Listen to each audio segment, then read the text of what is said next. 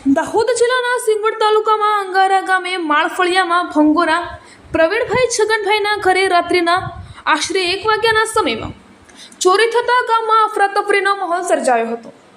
પ્રાપ્ત માહિતી અનુસાર દાહોદ જિલ્લાના સિંગવડ તાલુકામાં આવેલા અંગારા ગામે માળફળિયામાં રહેતા ભંગોરા પ્રવીણભાઈ છગનભાઈના ઘરે તારીખ 18/8/2024ના રોજ રાત્રિના સમયે આશરે 1 વાગ્યાના અરસામાં ચોરી કરીને ચોર ફરાર થઈ ગયા હતા અને જાણ ગામમાં થતાં અફરાતફરી મચી જવા પામી હતી અને તેમાં 1 કિલો ચાંદી અને રોકડ રકમ મળી કુલ 1 લાખ રૂપિયાનો મુદ્દામાલ લઈ ચોર ફરાર થઈ ગયા હતા। અને પ્રવીણભાઈ ખેતી કરી અને ઘંટી દુકાન ચલાવીને તેમનું ગુજરાન ચલાવે છે। આમ શહેરમાં ચોરી થતી તેવું જાણવા મળતું હતું, પણ હવે ગામડાઓમાં પણ ચોરી થતાં લોકોમાં ભય સતાવી રહ્યો હોય તેવું લાગી રહ્યું છે।